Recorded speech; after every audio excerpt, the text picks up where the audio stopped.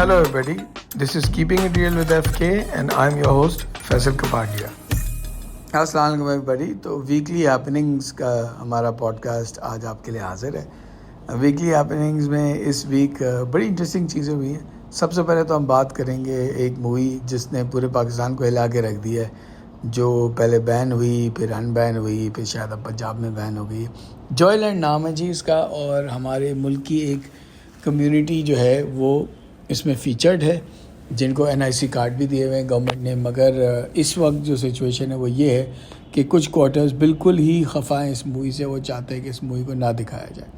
तो अगर इस्लाम की हम बात करें तो मैं कोई मुफक्किर तो हो नहीं, मैं कोई स्कॉलर तो हो नहीं कि मैं बैठ के उस पर तज्ज़िये देता रहा हूँ आपको. बट एक छोटी सी कॉमन सेंस की बात है जो मुझे करनी थी कि अगर ये ख़राब है कि हम ट्रांसजेंडर्स का प्यार दिखाएं एक नॉर्मल फैमिली के साथ या कुछ भी इस तरह का इंटरेक्शन दिखाएं, तो व्हाट अबाउट ये जो मौला जट में मौला बैठ के दारू पी रहा था, तो उसके ऊपर तो किसी ने आवाज़ नहीं उठाई. अच्छा, और सिंस हम मौला जट की बात कर रहे हैं तो मैं इधर ये भी मेंशन कर दूं कि मौला जट की भी एक बड़ी मज़े की कहानी है. सिंस मौला जट के बारे में भी लोगों का ख्याल यही था कि ये नहीं आनी चाहिए या पता नहीं आ गई है तो क्यों आ गई है. सरदार जट साहब कमरे चो बाहर आ गए. उस मूवी ने और बिलाल लशारी के विजन ने और हमारा हिकमत के विजन ने मेरे ख्याल से पूरी इंडस्ट्री को ना सिर्फ एक बहुत ज़बरदस्त किस्म का वेकअप कॉल दिया है, बल्कि उन्होंने जो है उसकी पूरी नेचर ही चेंज कर दी. वो कोई आम बंदा नहीं, सरदार जट का पुत्र मौला जट है. और इस वक्त वो 175-180 करोड़ रुपए का बिजनेस कर चुकी है, और मेरे ख्याल से ये 250 करोड़ तक जा सकती है बड़ी आसानी से. तेरे किड्डे तो लेके गाटे तक टूटे करांगा. कबर तक पहुंचते तेनू अपनी मां दी को आवाज आएगी. I think it's broken all records. And कमाल की बात है कि इतने बड़े बड़े प्रोडक्शन हाउसेज और इतने बड़े बड़े चैनल्स आज तक जो मूवीज बनाते रहे वो इसके करीब भी नहीं पहुंच सके. तो hats off to them for doing this as well. तो क्या हमारा इस्लाम सेलेक्टिव है? मतलब हम एक चीज़ के ऊपर आवाज़ उठाएंगे मगर दूसरी चीज़ के ऊपर नहीं उठाएंगे आवाज़. इस तरह की और भी बहुत सी चीप चीज़ें होती हैं मूवीज़ में. आई एम नॉट सेइंग कि मौला जट चीप था या मौला जट का दारू पीना चीप था, मगर बहुत सी चीप चीज़ें होती हैं दूसरी मूवियों में भी. उनको तो कभी नहीं उठा के एतराज़ किया जाता कि नहीं ये तो हमारे माशरे के ख़िलाफ़ है और जो है हमारे माशरे के साथ नहीं जाता और हमारे कल्चर और इस्लाम के साथ नहीं जाता. तो वो सब कहाँ जाता है फिर भाई? उस वक्त हम किधर गायब हो जाते हैं. By the way item numbers भी शायद इस्लाम का हिस्सा नहीं है, तो उन पे भी कोई आवाज़ उठा लिया करे कभी. मगर हाँ, जाहिर सी बात है जिस मूवी को कांस में स्टैंडिंग ओवेशन मिला है या ऑस्कर में सबमिट होने जा रही है तो उसको तो बैन करना हमको ज़रूरी है. बिकॉज हम अपनी तरक्की कैसे देख सकते हैं? कंट्रोल. अच्छा, बाय द वे मैं कोई ट्रांसजेंडर सपोर्टर या ट्रांस गे या व्हाटएवर दिस इज़, मैं इस चीज़ को बिल्कुल भी ना सपोर्ट करता हूँ, ना इसमें इन्वॉल्व हूँ, ना मैं कोई एक्टिविस्ट हूँ. मैं बड़ी जनरल एक बात कर रहा हूँ. तो ये एक हैपनिंग थी. अब दूसरी इससे भी ज़्यादा इंटरेस्टिंग है. जो इलॉन मस्क साहब ने जब से ट्विटर ख़रीदा, उन्होंने जो वबाल मचाया हुआ है ट्विटर पे. पहले जी उन्होंने जो है पैसे जो रिपोर्टेड है कि एलिजिडली इसमें इन्वेस्टमेंट है from Saudi quarters and Qatari quarters in Twitter's acquisition of $44 billion, उस पर भी लॉ सूट हो रहा है US में कि पब्लिक इन्फॉर्मेशन नेटवर्क्स को हम फॉरेन नेशनल्स के हाथ कैसे बेच सकते हैं. फिर उन्होंने मज़ाहिया ख़ेज़ हरकतें शुरू की उस पर. पहले उन्होंने डिसाइड किया कि $8 में आप ट्विटर का वेरिफिकेशन बैज ले सकते हैं, जो सिर्फ पब्लिक फ़िगर्स के लिए होता है, डिस्टिंग्विश करने के लिए कि भाई ये पब्लिक फ़िगर है या सेलिब्रिटी है या कोई ऐसा शख्स है जिसकी फेक्स बन सकती हैं. तो इसको डिस्टिंग्विश करने के लिए वेरीफाइड बैज दिया जाता है कि लोग पता कर सकें कि ये फ़ेक है या नहीं है. तो पहले उन्होंने $8 में बेचने का तज्ज़िया या ऐलान कर दिया.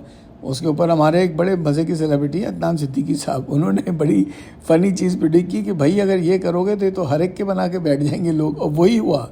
अगले 2 दिन में everybody from the president of the US to Coke to Pepsi, उन सब के फेक अकाउंट्स लोगों ने $8 में बनाए और वो प्रोग्राम उनको अबैंडन करना पड़ा. खत्म. फिर उन्होंने एक इंतहाई और मज़ाहिया ख़ास बात की कि मैं चाहता हूँ कि जो है $2 में लोग सेलिब्रिटीज़ को DM कर सके।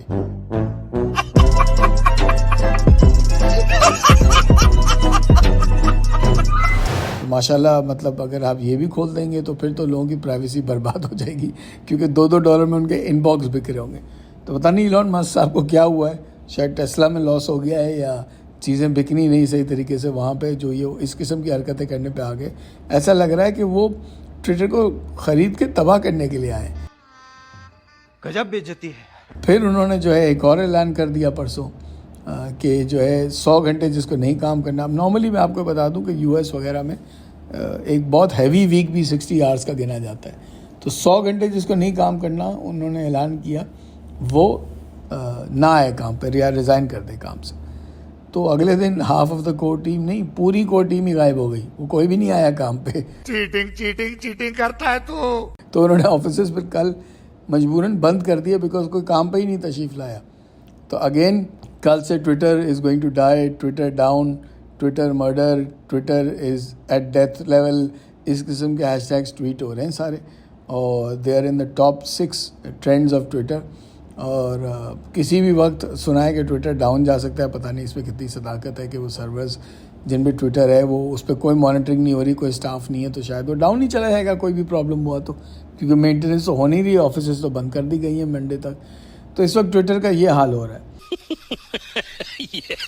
अच्छा, हमारे मुल्क के पॉलिटिक्स की अगर हम बात करें पिछले हफ्ते में, तो वो बात करने की ज़रूरत ही नहीं है, क्योंकि हम सबको पता है कि उधर जो है कोई सेंस नहीं बननी किसी भी चीज़ की। रोज़ाना के हिसाब से स्टेटमेंट्स, रोज़ाना के हिसाब से हमले एक दूसरे पे, रोज़ाना के हिसाब से जो है वो कॉल्स फॉर जस्टिस, यही सब चल रहा है और उसका कोई एंड नहीं है। एंड आई थिंक पब्लिक अब बहुत तंग आ चुकी है, पब्लिक को कोई इंटरेस्ट नहीं है, ये सारे पॉलिटिशियंस में कोई इंटरेस्ट नहीं है। वो चाहते हैं कि उनके माशी हालात बेहतर हों, उनके इकनॉमिक हालात मुल्क के बेहतर हों। That's the only thing that the public of Pakistan is now interested in, and I think that ये जो सारी बातें हैं कि तसादम हो जाएगा और ये हो जाएगा और खान साहब इस्लामाबाद आएंगे तो तबाही मच जाएगी, वो कुछ भी नहीं होने वाला मेरे ख्याल से। वो इस्लामाबाद आएंगे भी, वो बैठे भी रहेंगे, फिर भी कुछ नहीं होने वाला। आई थिंक जो होगा वो बेचारे जो भी रावलपिंडी के लोग फूड शॉर्टेज के प्लानिंग के हिसाब से डबल रोटी अंडे ज़्यादा ख़रीद रहे हैं, बस यही होगा। और हमारी पॉलिटिक्स में बस यही हो सकता है, बिकॉज जितने भी लोग इन्वॉल्व हैं इसमें, आई एम सॉरी टू से, वो कोई जोकर से कम नहीं। मरना तेरे को डर नहीं लगता? नहीं। तो I don't know what else to say as far as the politics of this country is concern. अब ज़रा आप उस पर डालें नज़र, आपके आर्ट सीन पे जो हो रहा है आजकल, या माशाल्लाह से बहुत अच्छा बिनाले अभी कराची में कंक्लूड हुआ है। It was beautiful, many exhibits that the city went and saw and enjoyed, and this kind of activity is something जो मुझे लगता है कि इसको ज़्यादा प्रमोट करना चाहिए, क्योंकि यंग आर्टिस्ट को चांस मिलता है इसमें और नए लोगों का काम देखने को मिलता है, जो कि बहुत ही ज़बरदस्त है आपके शहर के लिए। लक्स स्टाइल अवार्ड्स भी हो रहे हैं और हमेशा की तरह लक्स स्टाइल अवार्ड्स पे वही सारी बातें हो रही हैं। और अब तो माशाल्लाह से लक्स स्टाइल अवार्ड्स ने फ़ैशन को ऐसे खुड्डे लाइन लगाया है जैसे पहले कभी नहीं हुआ, क्योंकि सुनने में आया है, क्योंकि अभी तक नॉमिनेशंस तो अभी भी नहीं आई हैं और अवार्ड शायद 24 तारीख को है।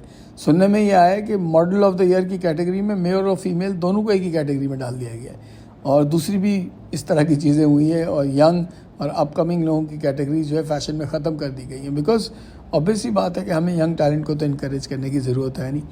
तो जी, ये थी कुछ चीज़ें जो इस हफ्ते हुई हैं, and this is the weekly happenings of this week, and looking forward to hearing from you guys again and hearing from you guys in feedback of this show. और प्लीज़ लाइक और सब्सक्राइब कीजिए ताकि मैं आप लोगों तक और जल्दी अपनी चीज़ें और जल्दी नए इंटरेस्टिंग इंटरव्यूज़ और एपिसोड्स पहुंचा सकूं। Thank you.